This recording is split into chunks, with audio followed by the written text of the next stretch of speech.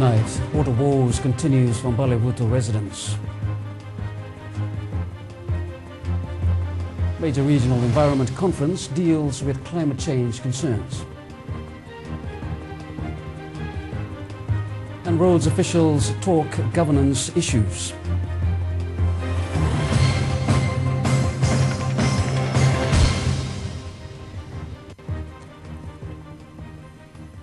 Very good evening. A businessman appeared at the Nadi Magistrates Court today, charged with failing to declare currency in his possession. More than $30,000 was found on the 23-year-old Chinese national. He was traveling to Australia and was transiting through Fiji. The plea has been deferred and the Chinese national has been granted bail of $2,000 with surety. A stop departure order has also been placed on him by the court. The case will be called again on Wednesday for the plea to be taken. In a separate incident, a foreigner was apprehended yesterday at the Nandi International Airport, also found with a large amount of foreign currency. Police spokesperson Anane Soro said the man had more than $15,000 in foreign currency in his possession. The suspect is currently in police custody. Authorities have managed to contain a disease outbreak in Balibu-Tumba, which stemmed from a contaminated water source. Alternative arrangements had been made to ensure residents had a steady water supply. 48 water tanks have been strategically placed to cater for residents' needs. For almost a month, residents of Balibu-Tumba have been dealing with water-related issues. An outbreak of hepatitis A and leptospirosis were attributed to a contaminated water source. Access to that water source has been stopped and residents have been relying on cutted water.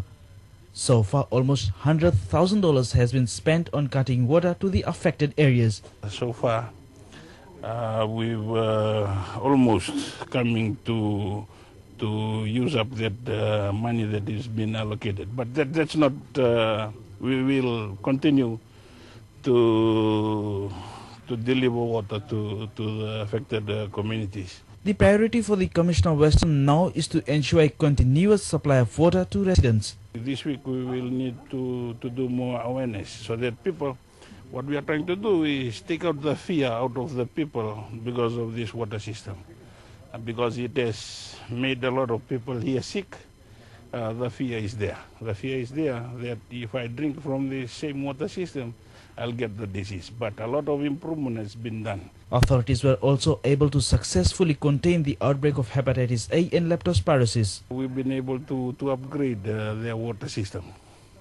And also not only upgrade, but extend the water system to other areas that they have not, don't have any system so far. The Commissioner of Western is now working with the Water Authority of Fiji as well as the dam owners to complete upgrading works by January next year.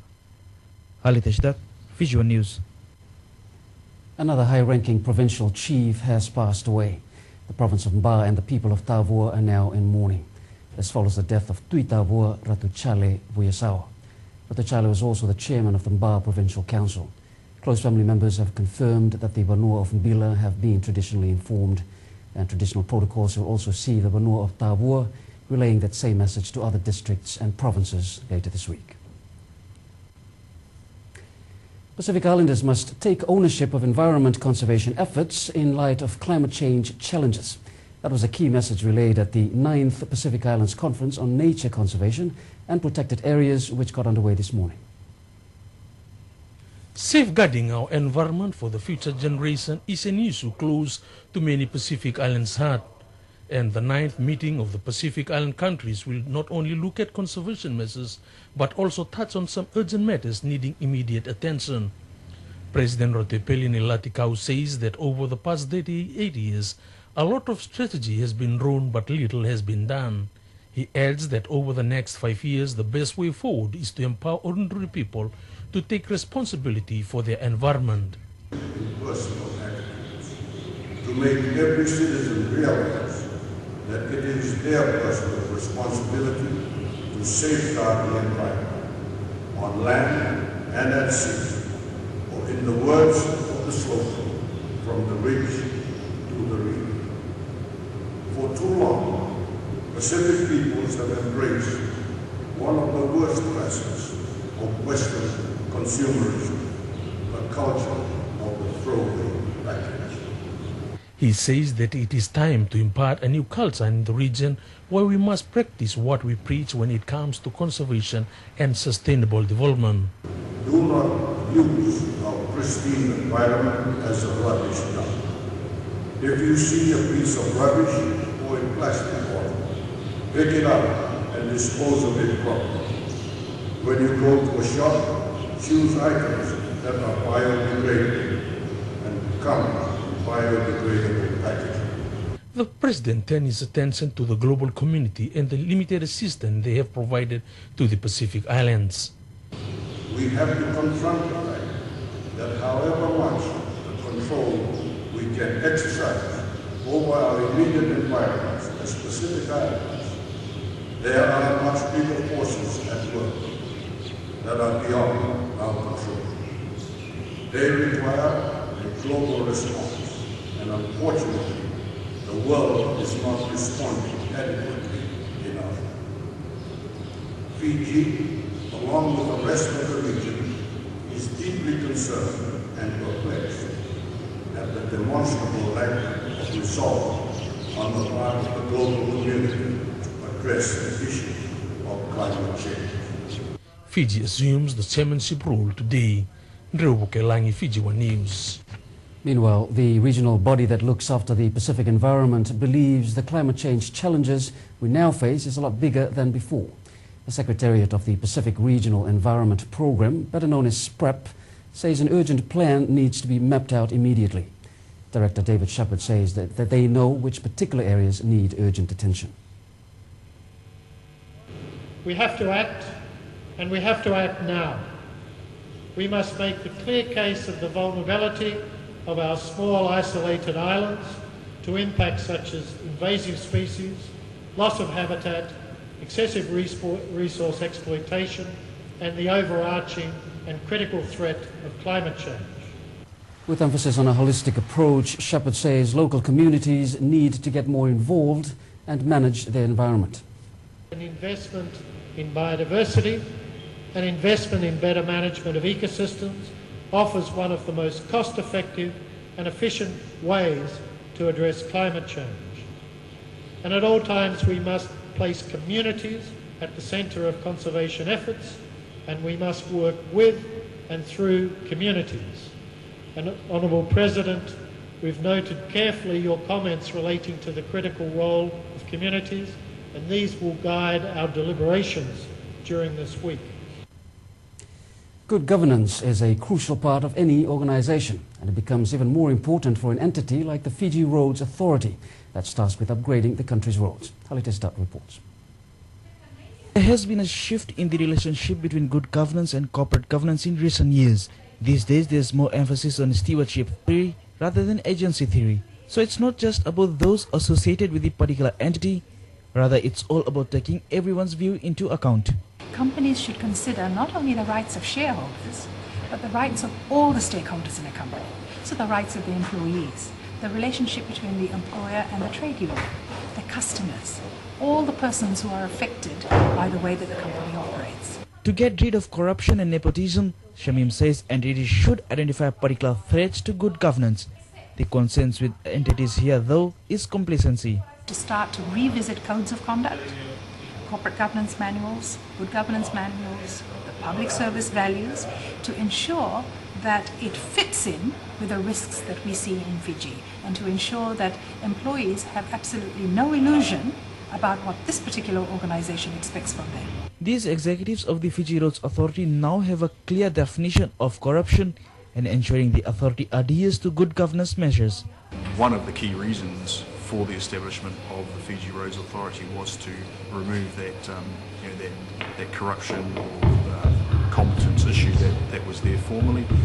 I'm very pleased to say that our foundation for good governance is very strong, and we can always improve, and we will continue to do so, and that's through training sessions such as this. The workshop was also an opportunity to understand the various clauses of the Constitution that may directly or indirectly affect their operations. There's issues around freedom of information, the rights of people to understand and be told about the decisions that we've made, making sure that those decisions are fair, they are reasonable. So these are all things that will have a procedural impact on us. Meanwhile, Fiji One News attempted to get an update on current road works from the Chief Executive Officer of the Fiji Roads Authority, but this proved futile. Halitesh Dutt, Fiji One News. Still ahead tonight, 90 years on, and see how CWM Hospital has evolved. And another getaway uncovered in the hidden paradise.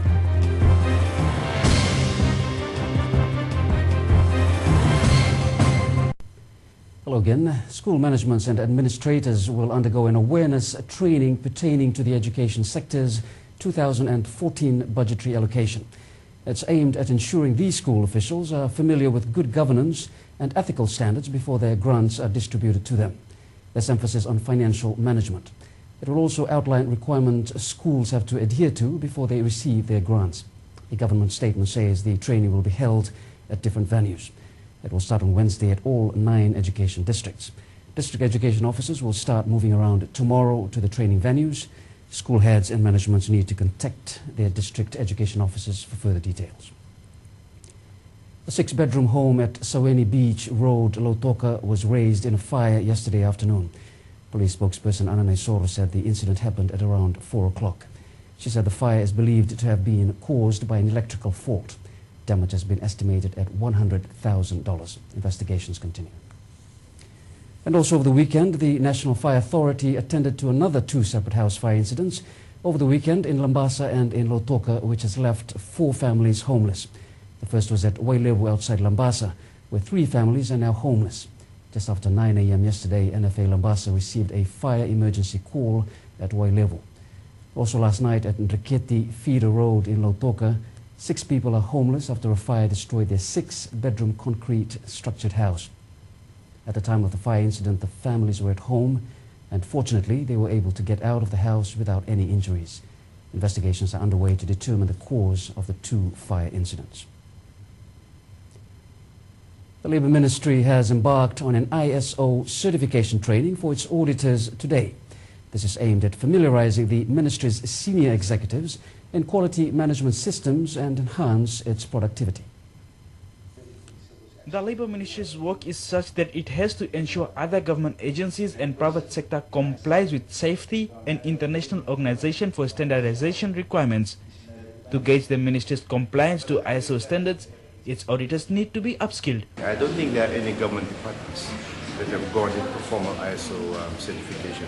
All the government departments in Fiji, they work towards a service excellence program that is run by the Public Service Commission. It's similar in nature, but this ISO 9000 that we are trying to reach the standards are things that are used largely by the private sector. So the Ministry of Labour is trying to make sure that in all that it does, it conforms to the standards that are used by the private sector. Usamate says entities should be customer focused in order to enhance productivity within their organizations. If the customers say you're doing a good job, or those for whom you provide a service, then you've improved.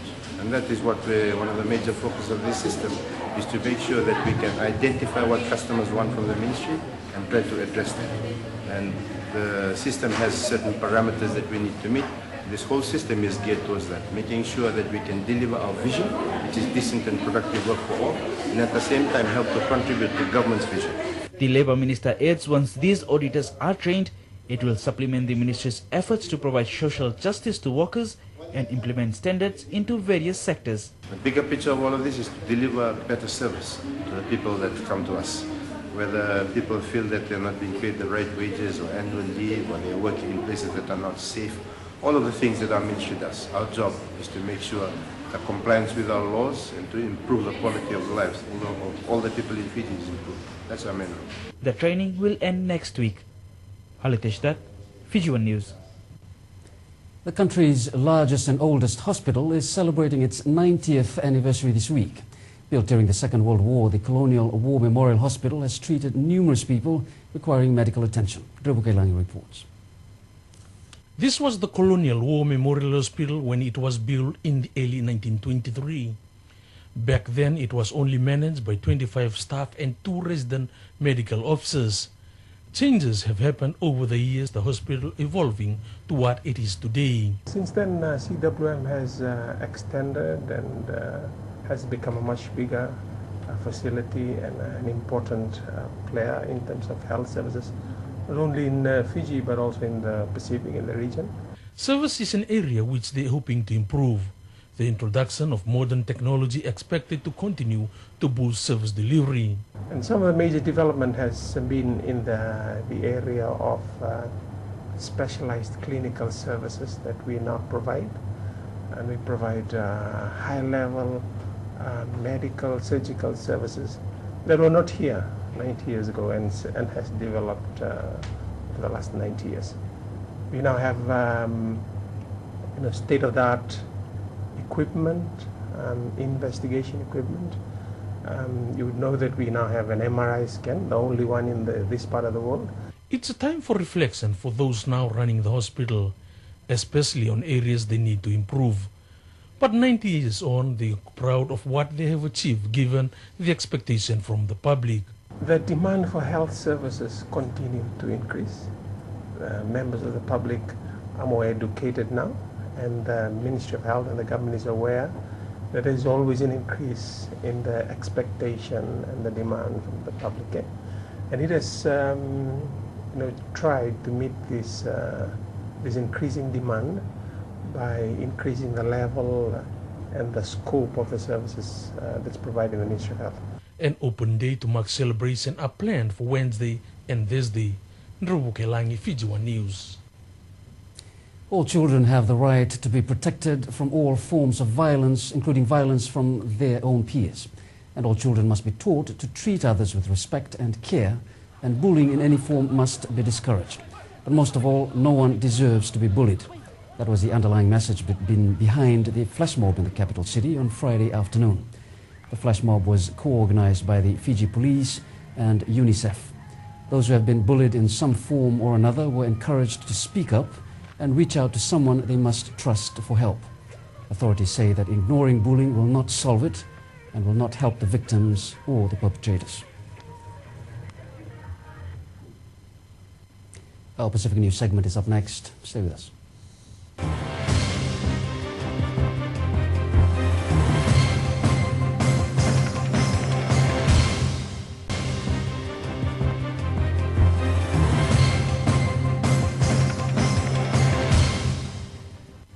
The Asian Development Bank says fiscal pressures are projected to increase in the region next year.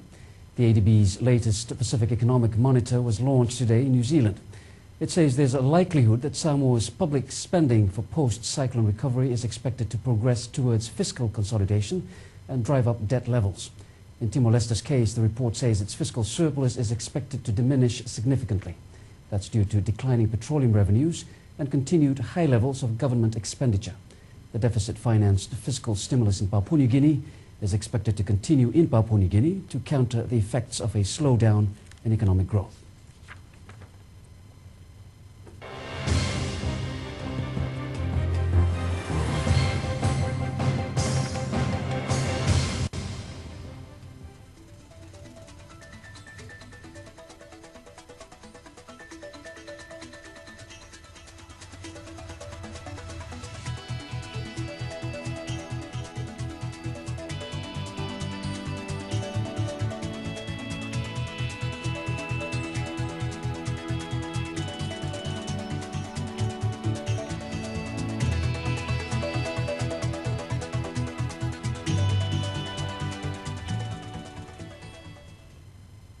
The tourism industry in the Hidden Paradise is picking up tempo. Over the weekend, one of the largest resorts in Savu opened its new Edgewater Mbures. And like other tourist spots up north, the challenge for Khorasan Resort is maintaining a high occupancy rate throughout the year. This four-star resort in the Hidden Paradise is comfortably among the largest and most prestigious resorts in Savu. Over the weekend, Khorasan Resort opened its new adults-only Edgewater Mbures, now offering a more diverse range to tourists and more particularly honeymooners. And for the family who have owned the resort for the last 16 years, this multi-million-dollar investment is the result of the confidence they have in the Fijian economy. This whole Look North program has been really great for this area, and it's just getting started. You know, the tax benefits that they put in place for people building new things here is really an enticement, and I think that it's it's really good for Fiji, and it's good for the North, because this area has been kind of forgotten. For the young family, while the growth in the Savu tourism industry is something that they would all like to see, sustainability is also a key issue. There are, however, challenges for those in the Hidden Paradise. Our talent base right here in Savu, but we've found that to be one of the bigger challenges is, you know, we don't have such a large hiring pool within the tourism industry up here in Savu, so a lot of the training has to happen in-house. Air transportation is another area that those here at Khorasan would like improved. We really would welcome, you know, more air capacity so that we can all celebrate higher occupancy and lower airfares and accessibility to the region. It's been a great partnership with both Island Hoppers and Pacific Sun, who service our region currently, and look forward to more flights and capacity in the future. Khorasan Resort was awarded the 2012 Aeon Fiji Excellence in Tourism Award in the Fiji Experience category for offering visitors an authentic taste of life in Fiji. Myron Williams, Fiji One News. And Drew joins me with sports, and the Fiji Sevens team later arriving tonight in Port Elizabeth. Yes, Billy, Dubai is now history, and the focus is on the South Africa Sevens this weekend. That's coming up. Also ahead, Police opens the Sakuna Bowl competition in style. And Man United's misery continues in the English Premier League.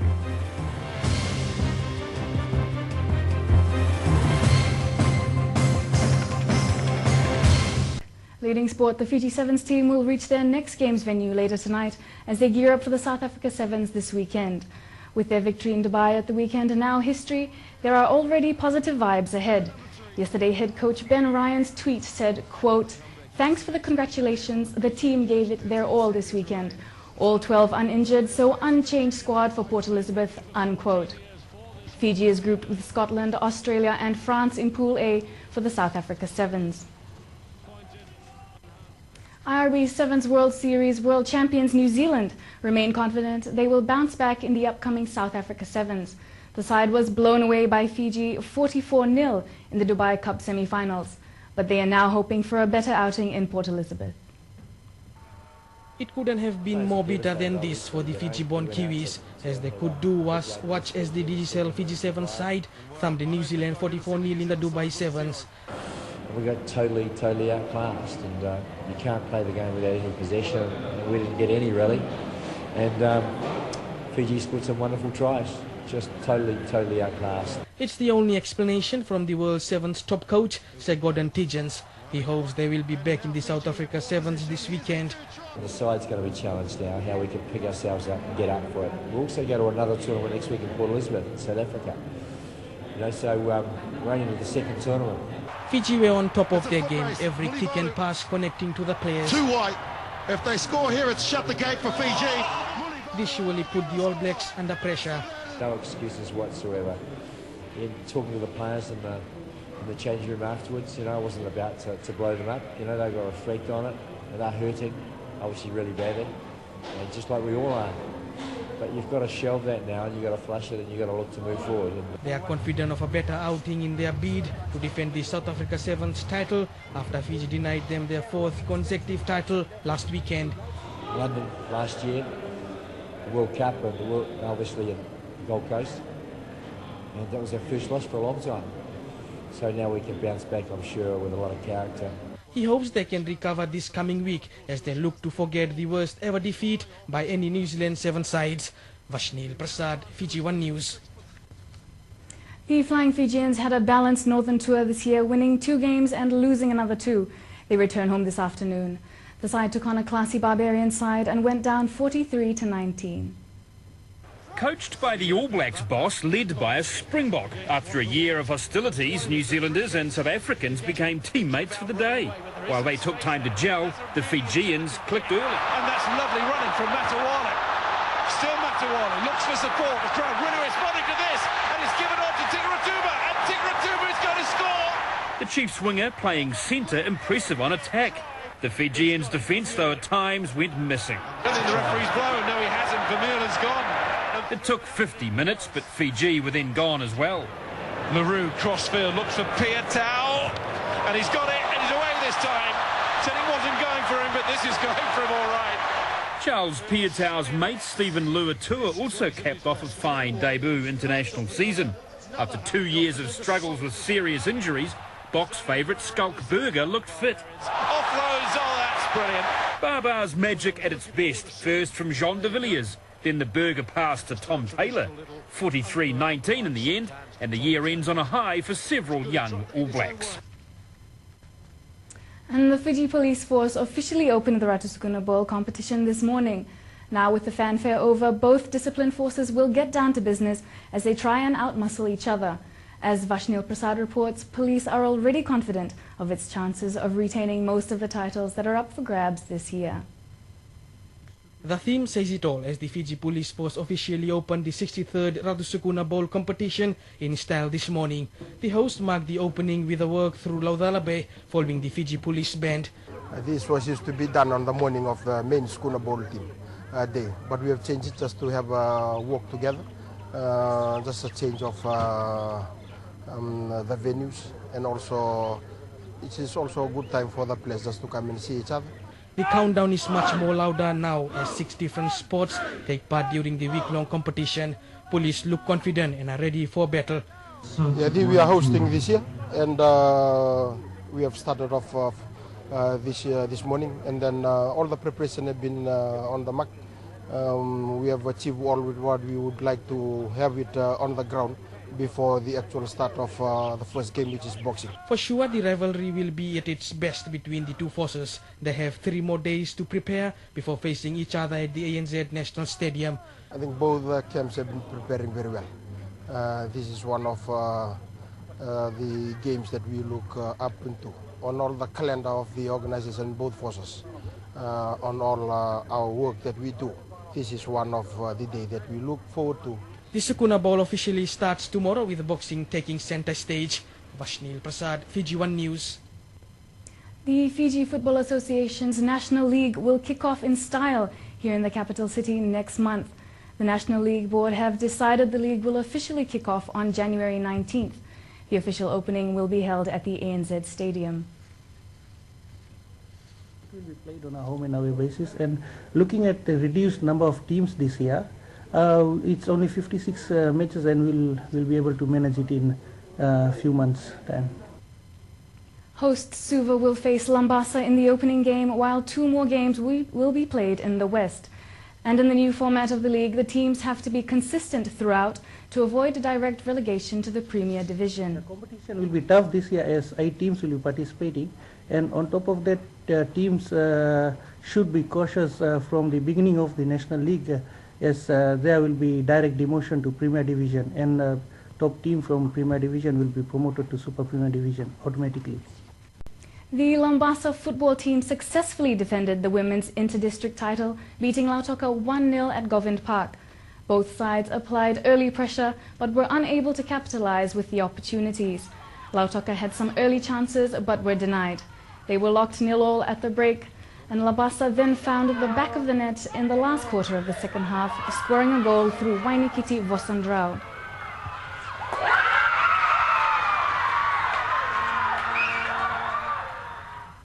The Triton Swimming Club are conducting coaching clinics in the school holidays for children who do not know how to swim.